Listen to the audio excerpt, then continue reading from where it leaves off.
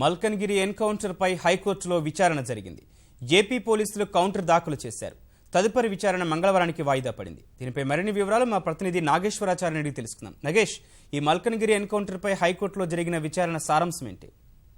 గౌతమ్, మల్కన్గిరిలో జరిగినటువంటి ఎదురు కాల్పులకు సంబంధించి వ్యవహారంపై హైకోర్టులో విచారణ జరిగింది. దీనిపైన పౌర హక్కుల సంఘం గతంలో ప్రజా ప్రయోజన వ్యాజ్యం దాఖలు చేసింది. మొత్తం ఈ ఎన్కౌంటర్ వ్యవహారంపై పోలీసులపై కేసు నమోదు చేయాలి. అదేవిధంగా ఆ మృతదేహాలకు సంబంధించిన పోస్ట్ మార్టం నిర్వహించి బంధువులకు అప్పగించాలి. దానికైన విషయం పైన రెండింటి పైన ప్రజా ప్రయోజన వ్యాజ్యం దాఖలైంది. దీనికి సంబంధించి ఆంధ్రప్రదేశ్ ప్రభుత్వం దీనికి పూర్తి వివరణలతో దానికి సంబంధించిన కౌంటర్ దాఖలు చేసింది.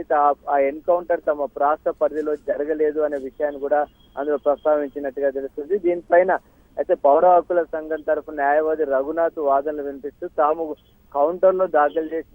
పిటిషన్ లో దాఖలు చేసిన వేరుగా ఉన్నాయి, ప్రభుత్వం ఇచ్చిన కౌంటర్ లో దాఖలు చేసిన విషయాలు వేరుగా ఉన్నాయి కాబట్టి వారి కౌంటర్ లో ఉన్నటువంటి వివరాలను తాము కొన్ని వివరణ ఇవ్వదలిచాను, దానికి గడువు ఇవ్వాలని రఘునాథ్ కోరారు. దానికి స్పందించిన హైకోర్టు అంటే ఆంధ్రప్రదేశ్ పౌర హక్కుల సంబంధించిన వివరణ కోసం వచ్చే మంగళవారానికి వాయిదా వేసింది. మొత్తానికి ఈ ఎన్కౌంటర్ అంతా ఒక కట్టుకథ. పోలీసులు పట్టుకుని వారందరినీ కాల్చారు కాబట్టి పోలీసుల పైన హత్యా నేరం పైన కేసు నమోదు చేయాలనే ప్రధానంగా పౌర హక్కుల సంఘం వాదన. అయితే ప్రభుత్వం మాత్రం ఆ వ్యవహారంతో తమకు సంబంధం లేదు, అది ఒరిస్సా రాష్ట్ర పరిధిలో జరిగింది కాబట్టి అసలు తమకు కానీ అసలు హైకోర్టుకు కూడా విచారణ పరిధిలోకి రాదు అని చెప్పి ఆంధ్రప్రదేశ్ తరఫున వాదన. దీనికి సంబంధించి మంగళవారం దీనిపైన ఒక స్పష్టత వచ్చే అవకాశం ఉంది. గౌతమ్, రైట్, ధన్యవాదాలు నాగేశ్వరాచారి.